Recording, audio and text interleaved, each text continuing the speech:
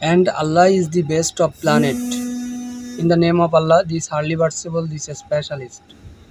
তো আমরা যে বিষয়ের উপরে আলোচনা করতে যাচ্ছি, দেখেন, আল্লাহু খয়রুল শাকিরিন। আল্লাহ আমাদেরকে এই কথাটা কোথায় বলতেছে? সূরা আল ইমরানের ভিতরে। যারা ওয়াদা পূরণ যদি না করে, আল্লাহ বলতেছে আমি তাদেরও উত্তম কৌশলকারী। আমি মানুষের কাছে তাদের বিচক্ষণতা, তারা যে বুদ্ধি বিবেচনা করে তা আমি প্রকাশ করে দিই। আল্লাহ তাআলা বলতেছে তারা যদি কোনো চক্রান্ত করে, তারা যদি কোনো এমন কোনো কাজ করে যে ওয়াদা দিছে, যে ওয়াদা পালন করিনি, আমি সেই ওয়াদাগুলো মানুষের কাছে ফুটিয়ে তুলি।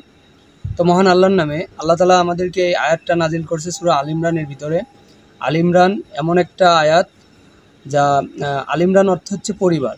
আল্লাহ তাআলা, আমরা যারা মুসলিম তারা অবশ্যই কী করা লাগবে, এখানে আমাদের কিছু অলিগণ তারা বলে গেছে যে আমরা যেন অবশ্যই আল ইমরান সূরাটা আমাদের জীবনে বাস্তবায়ন করে ফেলি। যদি আমরা আমাদের জীবনে আল ইমরান সূরাটা বাস্তবায়ন করি, তাহলে আমরা জীবনে অনেক কিছু পেতে পারবো, অনেক কিছু দেখতে পারবো, কিছু শিক্ষণীয় ঘটনা থাকবে। ইতিপূর্বে পৃথিবীর যত রাজা বাদশারা আসছে, তারা কিনা স্বীকারোক্তিমূলক জবানবন্দি দিছে, সেগুলোর সাথে যদি একমত না থাকে তখন এই বিষয়গুলো ফুটে ওঠে।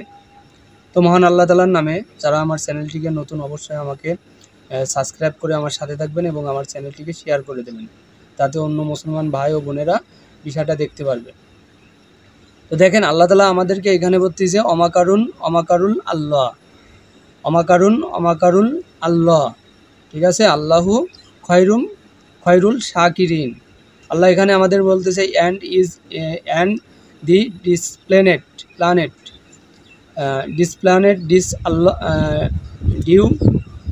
ডিউ আল্লাহ প্ল্যানেট, মানে আল্লাহ কি করে?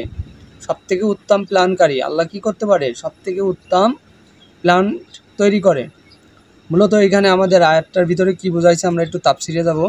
ইসলামী ফাউন্ডেশন তো এখানে আমাদেরকে একটা বিষয়ের উপরে দেখাচ্ছে যে আর তাহারা চক্রান্ত করিয়াছিল আল্লাহর কৌশল। তারা কি করছিল? আল্লাহর কৌশল করিয়াছিলেন। আল্লাহ কৌশলকারীদের শ্রেষ্ঠ কৌশল, অর্থাৎ আল্লাহ কলাম সব কিছু কৌশলের শ্রেষ্ঠতম কৌশল। তো এইখানে মূলত দেখানো হয়েছে যে তার আগের আয়াতে 53তে বলতেছে যে হে আমাদের প্রতিপালক, তুমি যাহা অবতীর্ণ করিয়াছ তাহাতে আমরা ঈমান আনিয়াছি এবং রাসূলদের মধ্যে অনুসরণ করিয়াছি, সুতরাং আমাদেরকে সাক্ষ্যদানকারীদের তালিকায় অন্তর্ভুক্ত করো। দেখেন, মানুষ কলাম সবসময়ের জন্য ওয়াদা করে, ওয়াদা অনেক সময় ভঙ্গ করে। ওয়াদা করার পরেও দেখেন, আজকে আমরা যে আমাদের যে মন্ত্রী, আমাদের যে উনি যে উপদেষ্টা এখন যে উনি আছেন, ওনার একটা বিষয়ের উপরে বিবেক বিবেচনা খাটানোর দরকার। ব্রিটিশরাও কলাম অত্যাচার করছে, বিএমপি যে অত্যাচার করিনি তা না, বিএমপিও অত্যাচার করছে। তো এরকম পার্ট বাই পার্ট ইন্ডিয়ান ভোজ রাজা ছিল, তারা কলাম অত্যাচার করছে। নবাব সিরাজউদ্দৌলা সে কলাম একেবারে পীর বাদশা মুরিদ ছিলেন না, তিনিও কলাম মানুষের উপর অত্যাচার করছে। আপনারা জানেন যে এই যে বিগত যে একটা আওয়ামী লীগ নামক যে একটা জম্বি ভাইরাস যে আজকে পৃথিবীর বুকে আছে, এবং তিনি যে আমাদেরকে কিভাবে শোষণ নিপীড়ন করছে। বাংলাদেশ এই যে একটা পেটুয়া বাহিনী ছিল, যে একটা পুলিশ বাহিনী ছিল, তারা কলাম এই বাহিনী সম্পূর্ণ নিয়ন্ত্রণ করছে এই সরকারকে, এবং এই সরকারকে নিয়ন্ত্রণ করার কারণে এবং এই সরকার সম্পূর্ণ এই বাহিনীটাকে একবারে নিজস্বভাবে নিয়ন্ত্রণ করছে। বাহিনীর লোক অতটা অত্যাচার যদি নাও করে থাকে, কিন্তু এই যে আপনার যে লীগ বাহিনী ছিল তাদের অত্যাচার সীমা অতিক্রম করে ফেলছিল। এমনকি তারা সেনাবাহিনীদেরকেও, বাংলাদেশ সেনাবাহিনী বিভিন্ন ডিফেন্সের লোকজনকেও তারা কি করেনি, ছাড় দেয়নি ভাই। তাদের কার্যক্রম এতটা জঘন্য, এতটা নির্ভীক, এতটা মানে বিচক্ষণতার সাথে তারা কাজগুলো করছে যে তাদের একটা মানে কি এমনভাবে করছে যে মানুষগুলো অতিষ্ঠ হয়ে গেছে ভাই। এত সহজে কলাম তারা এই সরকারকে এখন আর মেনে নিতে পারছে না। এই উপদেশটাকে অবশ্যই আমি একটা কথা বলতে চাই, আপনি যেহেতু একটা ওয়াদা করছেন, ছাত্রদের পক্ষে থাকছেন, ছাত্রদেরকে ভালোবাসছেন, ছাত্রদেরকে পাশে থেকে যান। যদি আপনি এই দেশে সুন্দরভাবে বেঁচে থাকতে চান, আপনার যদি মন চায় যে না আমি এই দেশে থাকবো এবং এই দেশ ছিল আমার মায়ের দেশ, এটা আমার ভালোবাসার দেশ। এদেশে অনেক জ্ঞানী বিজ্ঞ মানুষ আসছে, দুনিয়া থেকে চিরবিদায় নেছে। দেশে এবং মাটির প্রয়োজনে তারা মানুষের পাশে দাঁড়াইছে। তো এনাকে এই উপদেশটাকে আমি বলতে চাই, আপনিও এরকম এতদিন তাদের পক্ষে ছিলেন, ভালো কথা। এখন আপনি ভুলে যান তাদেরকে। মনে করেন তাদেরকে স্বপ্নতে দেখছেন, তাদেরকে নিয়ে আর নতুন করে স্বপ্ন দেখার কোনো কিছু আশা করেন না, কারণ এটা আপনার জন্য বেশি একটা ভালো সুবিধাজনক হবে না। কারণ এদেশে এখনও আপনি ভাবতেছেন যে আপনার কিছু সংঘবদ্ধ দল রয়ে গেছে, কিন্তু না, এদেশে আপনার যতই সংঘবদ্ধ দল থাকুক না কেন, যুগে যুগে হাজারো মানুষ আসবে, মৃত্যুবরণ করবে, হয়তোবা চিরকাল মানুষ বাঁচবে না, দুনিয়ার বুকে আসবে, মরে যাবে। কিন্তু দেখেন, এই আন্দোলন বিভিন্ন সময় বিভিন্নভাবে গড়ে উঠবে। আপনি যদি মাটি এবং মানুষকে না বাসেন, যেটা আপনার জন্মভূমি, আপনি সেই জন্মভূমি থেকে নিজেই বিতাড়িত হবেন। অবশ্যই দেখেন, রাসূল সাল্লাল্লাহু আলাইহি ওয়াসাল্লামও তার নিজস্ব জন্মভূমিকে ভালোবাসার পরেও সে অনেক সুযোগ দিছে সেই সমস্ত জালিম অত্যাচারীদেরকে। তারা অনেক কিছু দেখাইছে নবীজিকে অনেক উপমা দিছে, তুমি পাগল, তোমার এখনও বয়স হয়নি, তুমি রাজত্বের কী বোঝো, তুমি এই কাবার চাবি নিয়ে শান্ত থাকো, তোমাকে কিছু নারী দিয়ে দিচ্ছি, তোমাকে কিছু অর্থ সম্পদ দিয়ে দিচ্ছি, তুমি তাতে করে তোমার এই ইসলামিক দিনটা প্রচার না করাটাই ভালো হবে।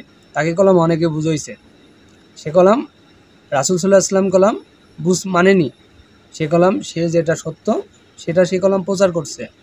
তো আজকে আপনাকে যে আওয়ামী লীগ আপনাকে যে সুন্দরভাবে বুঝাইছে যে আমরা ভালো, আমরা এই করেছি তাই করেছি, অমুক জায়গায় অমুক কাজ করে দিছি, মানুষের জনসভায় আমরা ছিলাম, সেবামূলক কার্যক্রমগুলো করছি, আপনি এগুলো সম্পূর্ণভাবে ভুলে যেয়ে এখন কি করা লাগবে জানেন?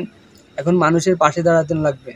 যে সমস্ত মানুষদের হত্যা করছে, যে সমস্ত মা বাপের বুক খালি করছে, আপনি তাদের কাছে জানতো, যাই শোনেন তো তারা কি বলতে চায় এই সরকারের ব্যাপারে।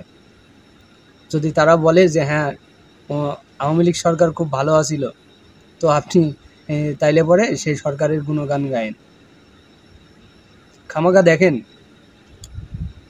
মানুষ পড়াশোনা করে, অক্সফোর্ড, হার্ভার্ড, ক্যামব্রিজ, এগুলোই পড়াশোনা করার পরেও তারা শেষ সময় এসে কী খোঁজে জানেন?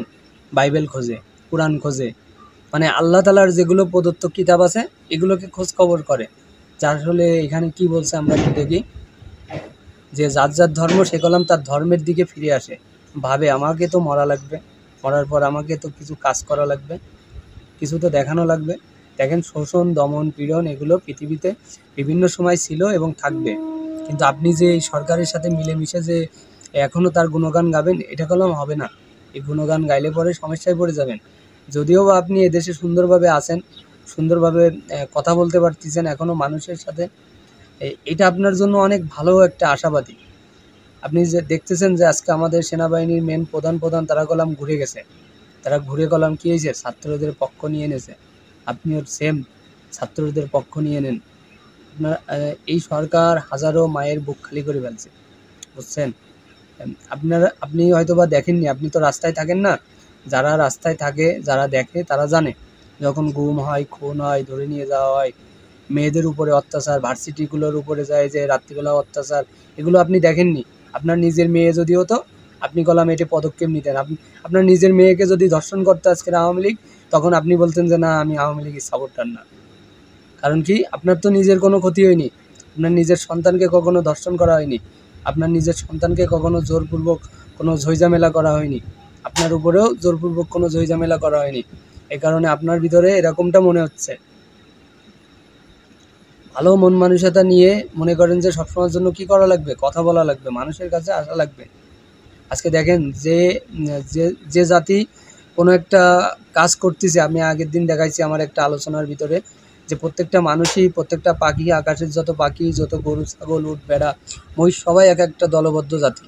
এই আওয়ামী লীগ কলম তারা একটা দলবদ্ধ, এবং তারা কলম একটা অত্যাচার করে গেছে বেশ কিছুদিন ধরে। আমি দেখাইছি প্রত্যেকটা জাতি বিভিন্ন সময় আসছে, তারা কলম টুকটাক অত্যাচার করেই গেছে।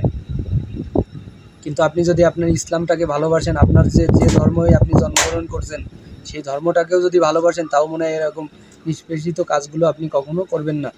তো অবশ্যই আমার এখান থেকে উদারত আহ্বান রেখে আমি বিদায় নিচ্ছি। অবশ্যই আল্লাহ হাফেজ। আমার চ্যানেলে যারা নতুন, অবশ্যই আমাকে সাবস্ক্রাইব করে আমার সাথে থাকবেন।